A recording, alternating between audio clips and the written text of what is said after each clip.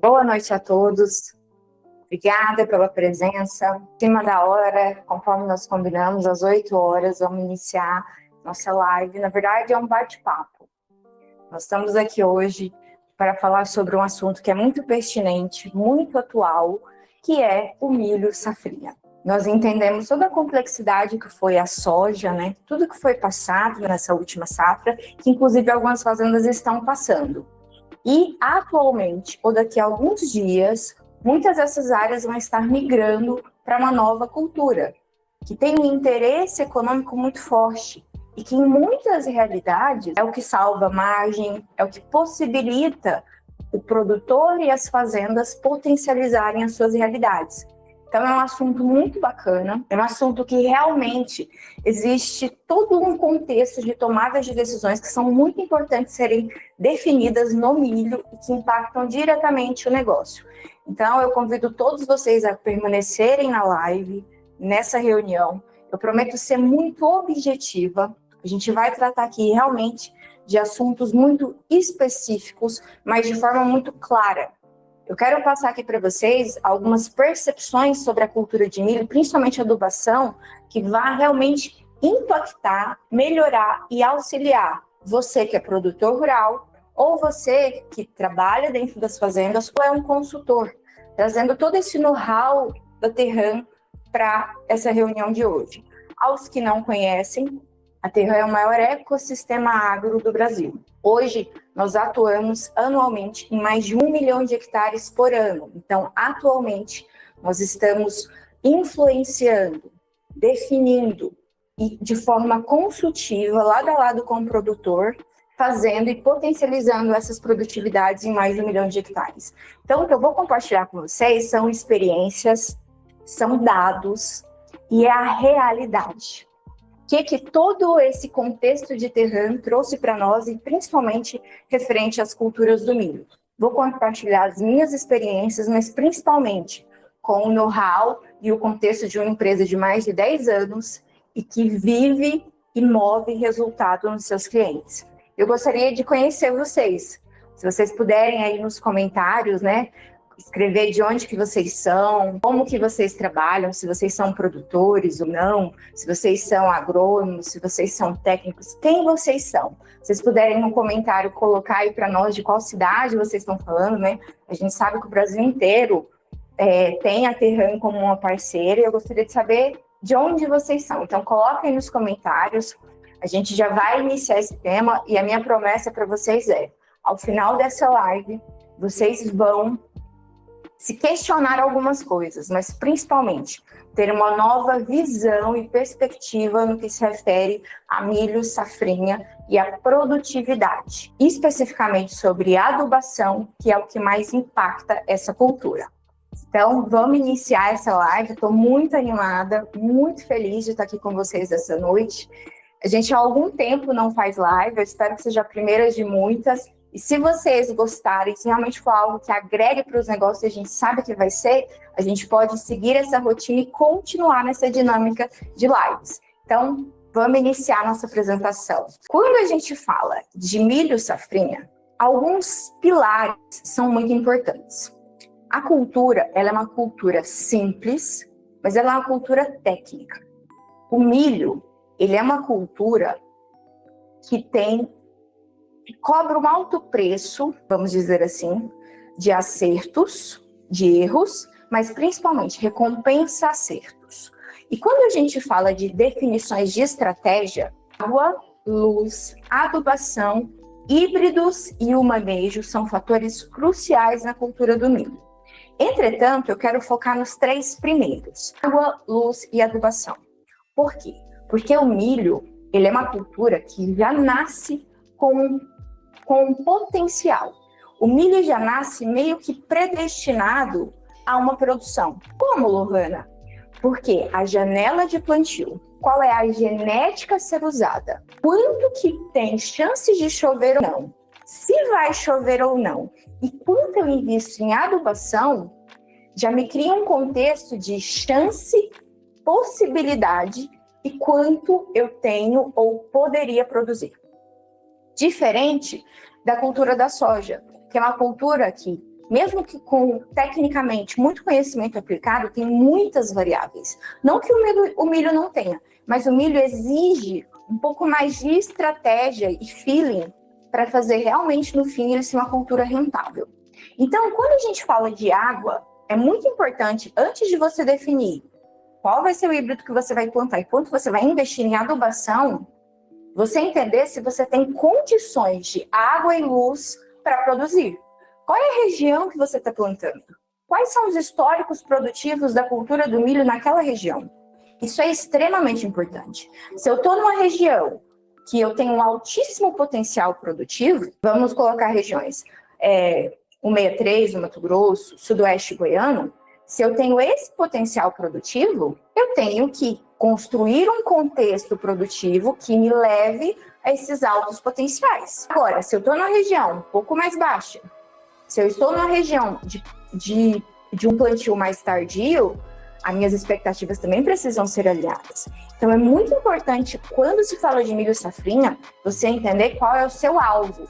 E não é o que você quer produzir. Não é o que o produtor quer, porque eu sei que o produtor sempre quer mais, ele precisa de mais.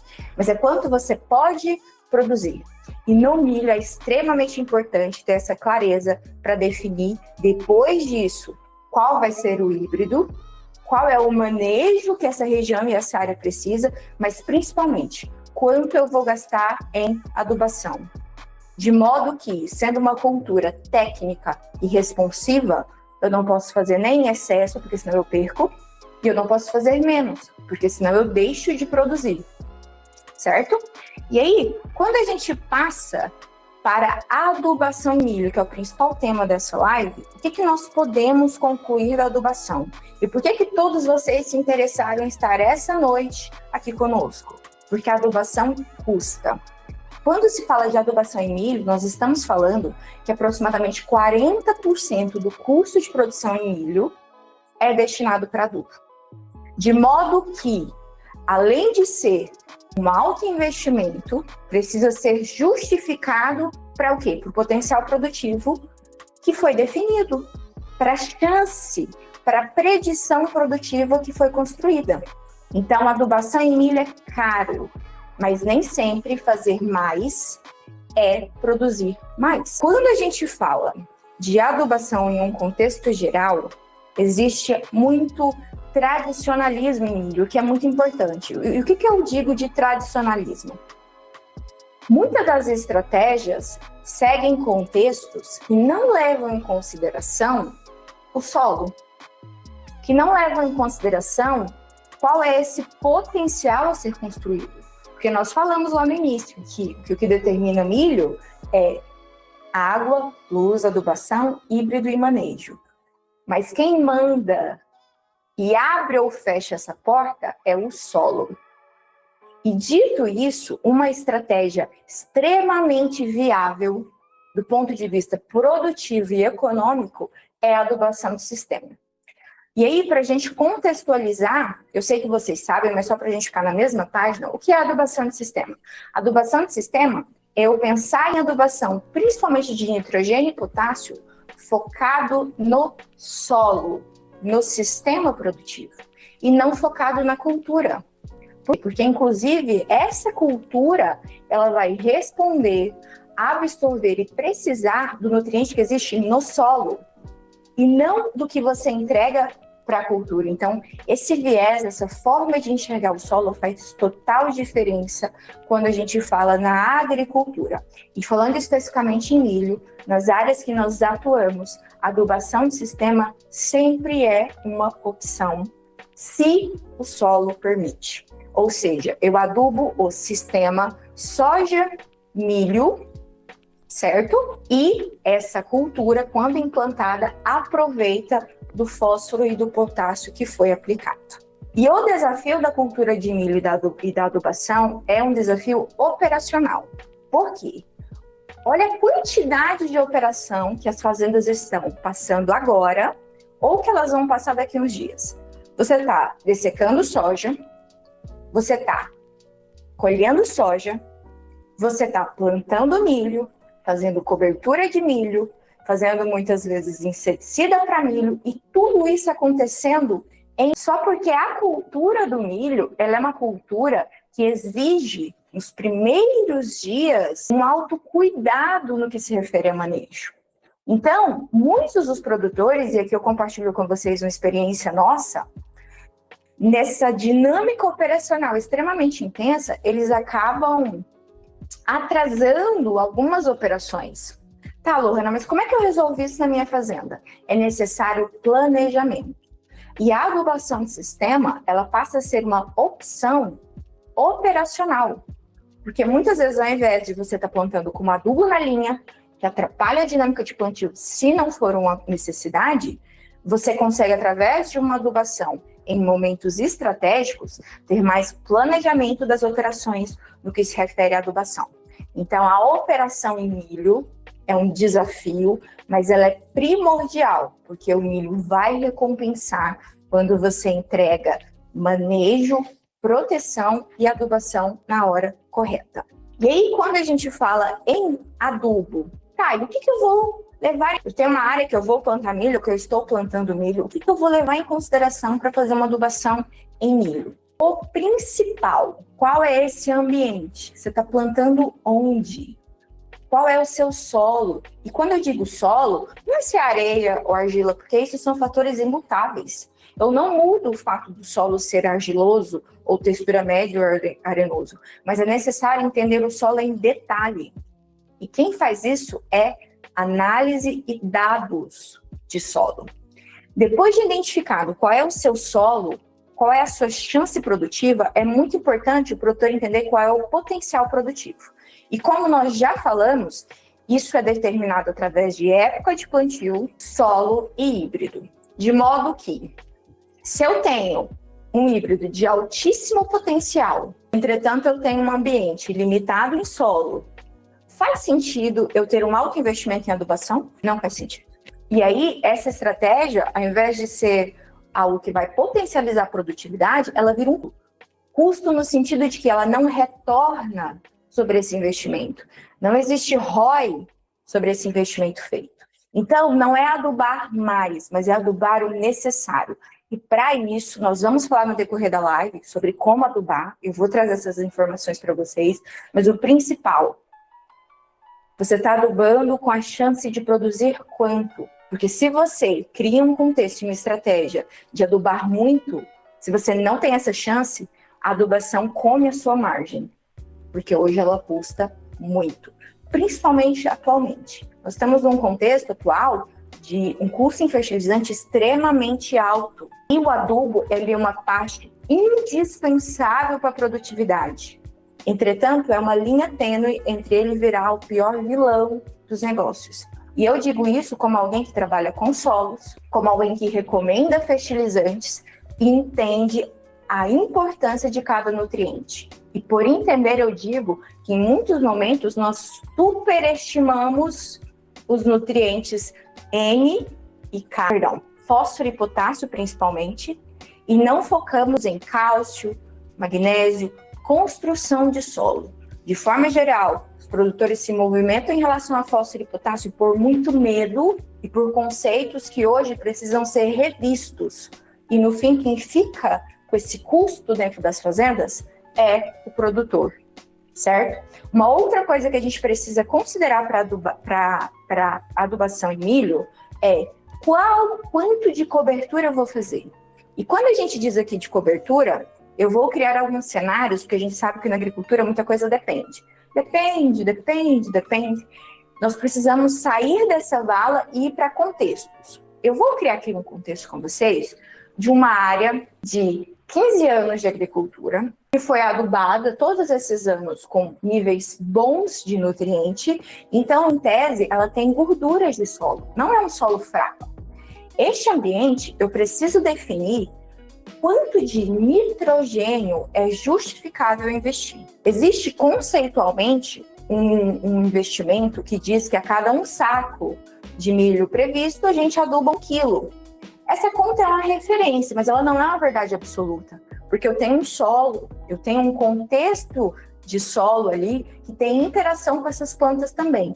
Mas é importante a gente entender que se eu tenho uma expectativa produtiva de um milho, próximo de 100 sacos, com expectativa ruim de milho, qual é o sentido de eu jogar 130, 140 quilos de nitrogênio? Aí você pode dizer, não, Lohana, mas é porque eu quero produzir mais.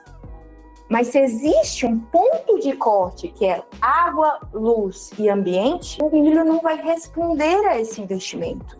E o inverso também é verdadeiro. Se você tem hoje um investimento previsto para uma área que tem potencial de 180 sacos de milho e você investe para um ambiente de 100 sacos, você gera dívidas e você pode acabar penalizando o seu potencial produtivo por conta disso. E um outro ponto muito importante na definição da adubação é qual tipo de fertilizante a gente vai utilizar. Nós sabemos que para fazer cobertura em milho, nós temos formulados 15-15-15, 20-0-20, 30-0-20, e nós temos os nitrogenados.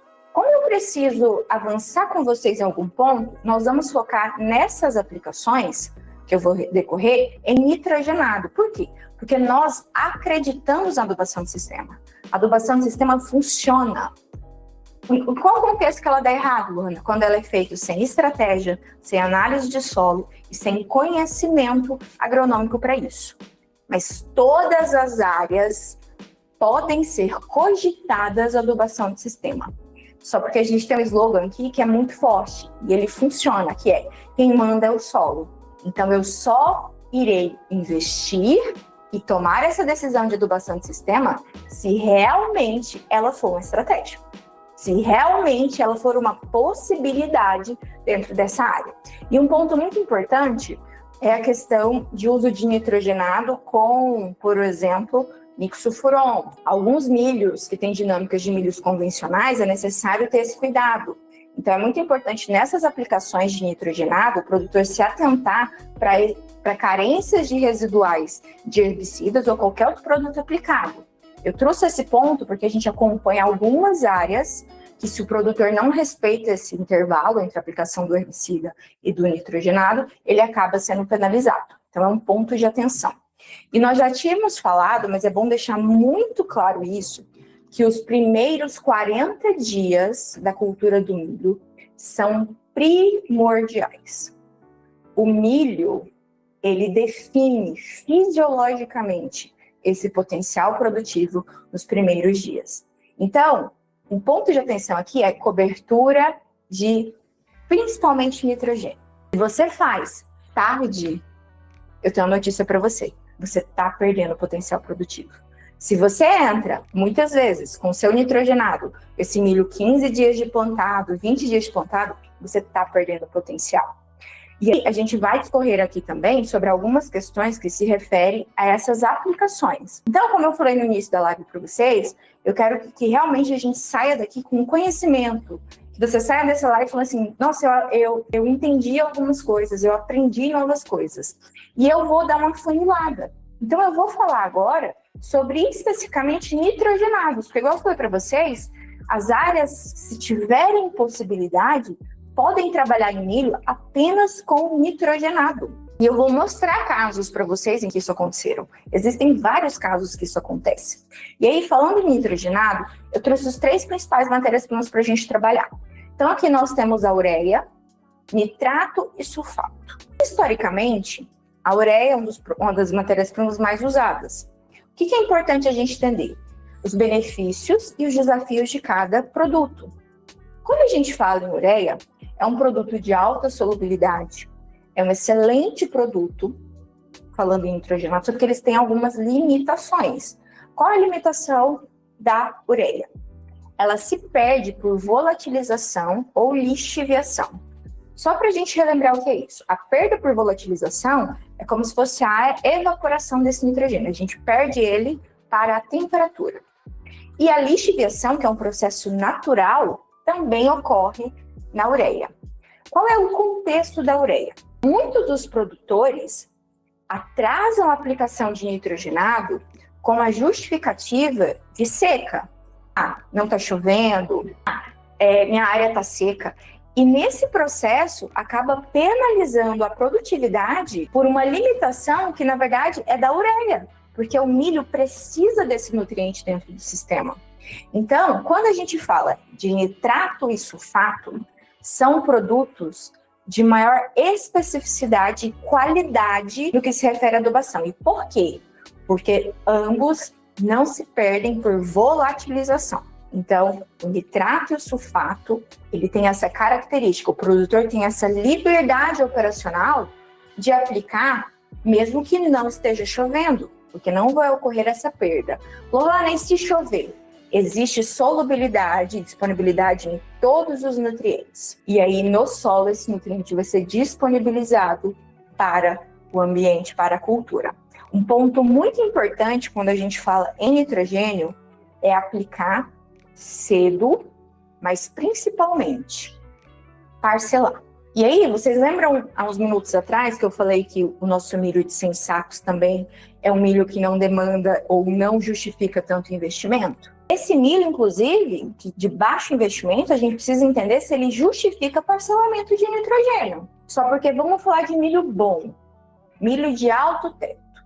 Eu preciso, através do parcelamento, entregar em pontos e picos específicos dessa cultura nitrogênio na veia. E o parcelamento também é uma estratégia de segurança. Você parcela para trazer mais estabilidade, para entregar de forma mais segura esse nutriente. Então, é muito importante no parcelamento a gente entender se justifica pelo potencial produtivo e em quantas vezes eu vou parcelar. Eu vou contar para vocês daqui a pouco um case quantas vezes nós parcelamos essa adubação e o que na prática dá para fazer, certo? Então, quando a gente fala de milho, só para a gente dar uma relembrada, é muito importante que a expectativa produtiva esteja alinhada com o nutriente investido. Se a gente sair dessa live e vocês tiverem essa consciência, eu já saio muito feliz, porque no fim nós vamos estar potencializando a agricultura e ajudando os produtores a realmente terem lucro. A gente vai falar de produtividade, a produtividade é importante, mas o principal, a gente precisa ter lucro. O negócio agrícola existe e precisa continuar existindo para trazer lucro para o produtor. Se o produtor estiver bem, toda a agricultura está bem. E as boas produtividades, elas vão exigir parcelamento. A gente precisa dividir essas doses. Em quantas vezes, Lohana? Já adianto, de 1 até 3. Existem realidades onde a gente parcela em até 3 vezes a entrada de nitrogênio, e a gente vai ver qual é o impacto disso na prática. E o milho, ele precisa, como eu disse, dar lucro para depois produzir, e não o inverso. E muito nessa busca por querer produzir, o produtor acaba penalizando o lucro e nem tendo a produtividade esperada. Porque não basta só querer produzir, é necessário ter capacidade produtiva. E isso é construído através de qual é o seu solo, qual é a região que você está e quando você vai plantar milho, certo? E agora vamos para os cases reais. Se alguém tiver alguma dúvida até esse ponto da apresentação, se alguém realmente, nessa primeira parte, né, ficou com algo que gostaria que a gente complementasse, que a gente contribuísse, pode usar dos comentários, coloca a sua dúvida lá. Ao final eu vou estar respondendo as dúvidas de vocês. E vamos para o case, né? Falamos, mas cadê, né? Realidade. Como que isso é aplicado? Isso faz diferença, isso impacta os negócios e faz. Trouxe aqui para vocês um caso de uma fazenda em Montevidéu. Vocês lembram de eu falar que tem regiões que produzem muito milho? Tem região que pode produzir muito milho, mas não quer dizer que só do produtor plantar ele vai produzir. Existe uma complexidade nesse processo produtivo. No caso específico dessa fazenda, eu trouxe para vocês até dados da produção de soja. Então, quando a gente fala de 2020, da safra 24 a 25, a safra de soja produziu 84 sacos. A safrinha de milho, nesse ano, produziu 184 sacos. Já em 2025, a safra produziu 87, perdão, o número ali está errado, e o milho produziu 191. Ou seja, é uma fazenda de alto potencial. E eu sei que isso não espanta vocês, porque existem muitas áreas que produzem muito bem. O que a gente vai ver é o que foi feito para essa área produzir. Uma ótima quantidade de milho e uma excelente quantidade de soja. Ou seja, é uma área que vem entregando tanto soja quanto milho. E aí, eu sei que vocês ficam muito curiosos, eu trouxe também quais são a realidade desse ambiente. Já adianto, é uma área que o produtor investiu em corrigir. E aqui eu gostaria de fazer um parêntese. Correção não é aplicar corretivo, não é aplicar calcário. Correção é você entender a necessidade do seu solo e corrigir, construir esse potencial em solo para que essa área possa converter solo em grão. Então, isso é muito importante. E aí, quando a gente fala desse ambiente, dessas produções de soja em mais de 80 sacos e milho em mais de 90, nós temos, além de um ambiente corrigido, já que a gente está falando de adubação, bons níveis de fósforo.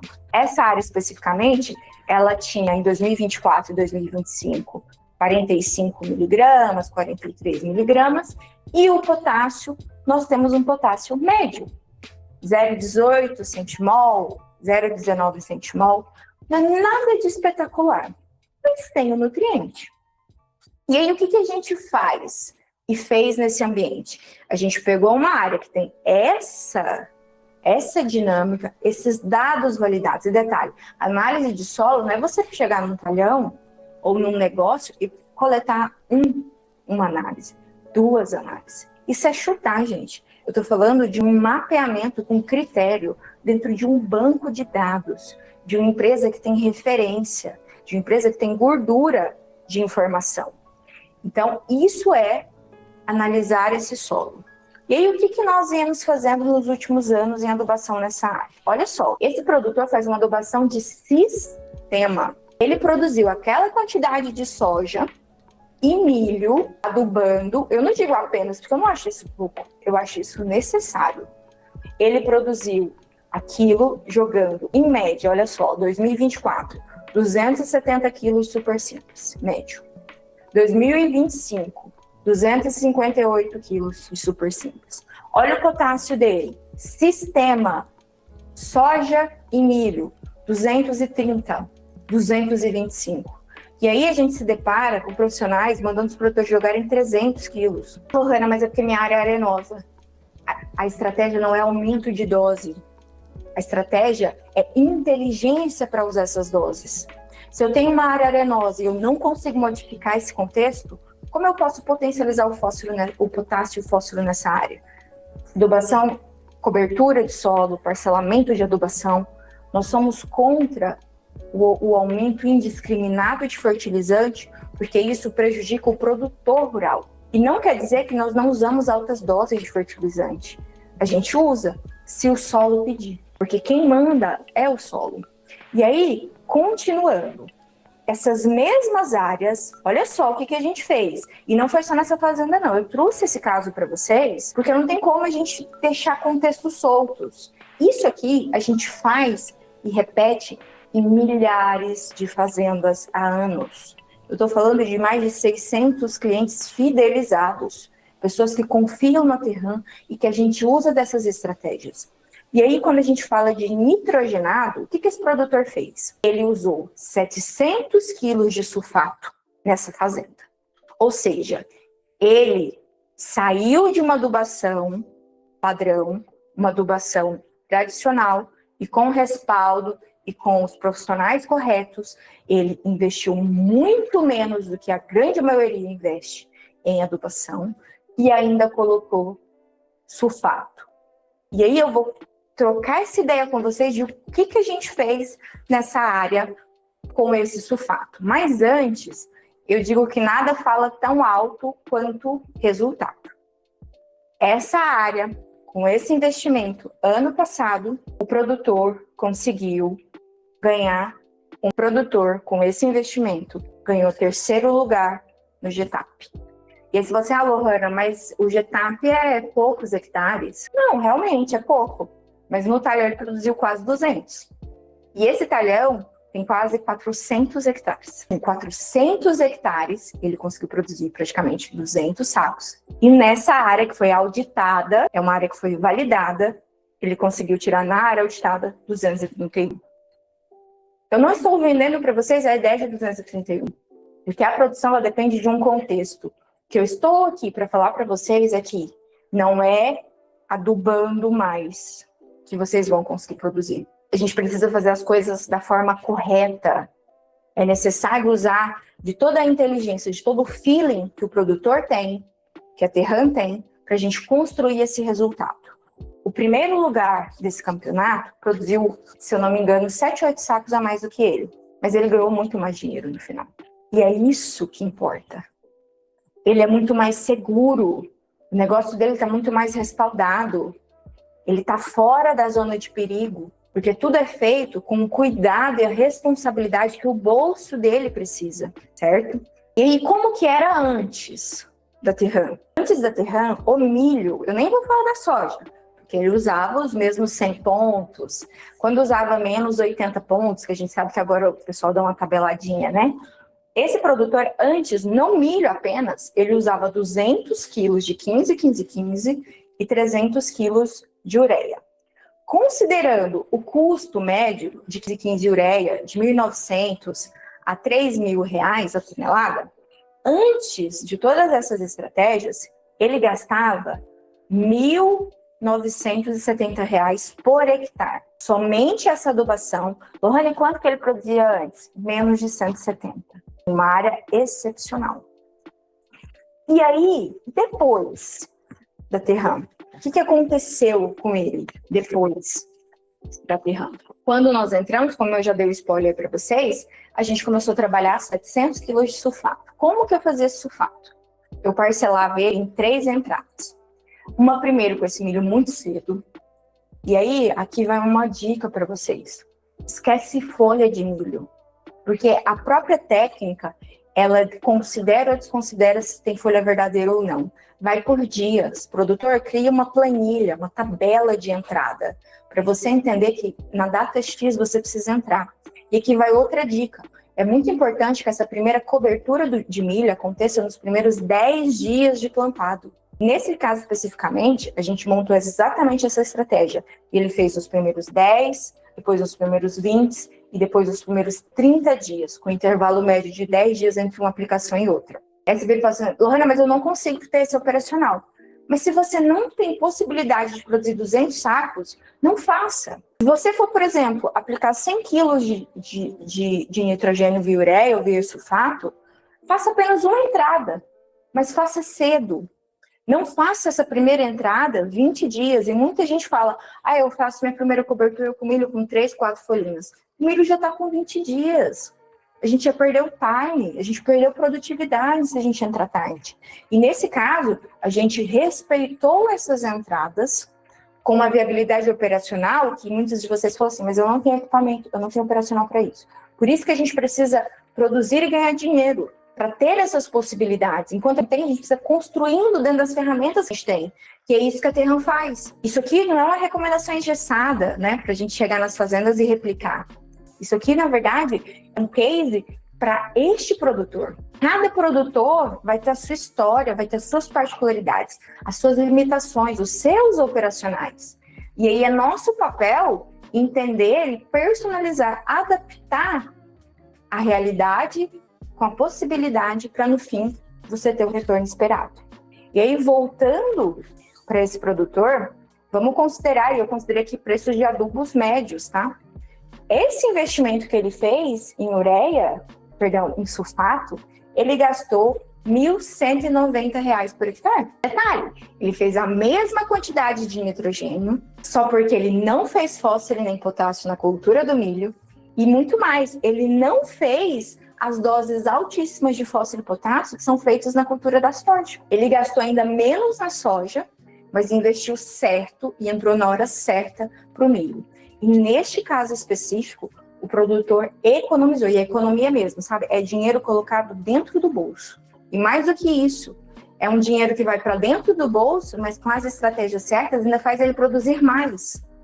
Ele colocou R$ 780 por hectare. A gente está falando de 16 sacos de milho. Isso é praticamente um lucro.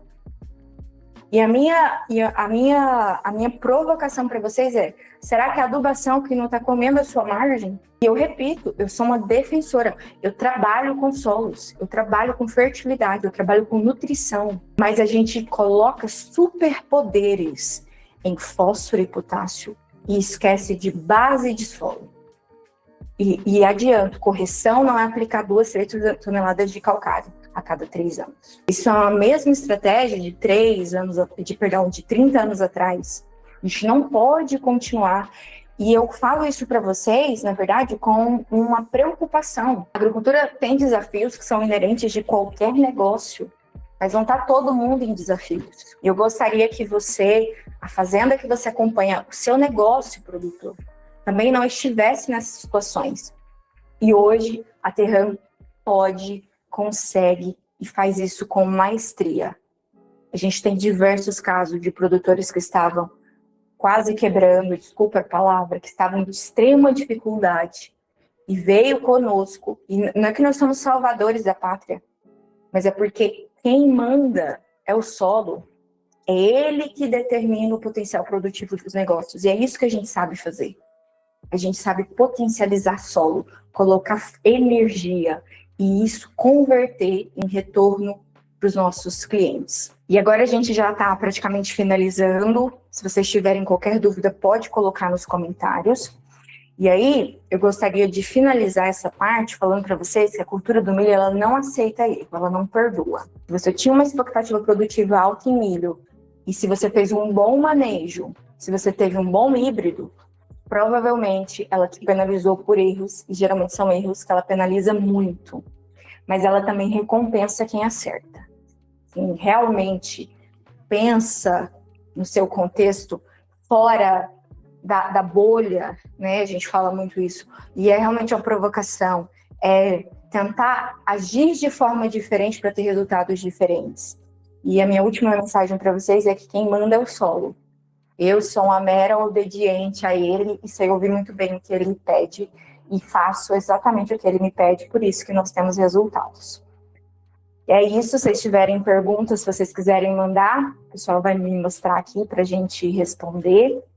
Não saiam ainda, talvez se você não fez pergunta, alguém vai enviar uma pergunta que você tem dúvida.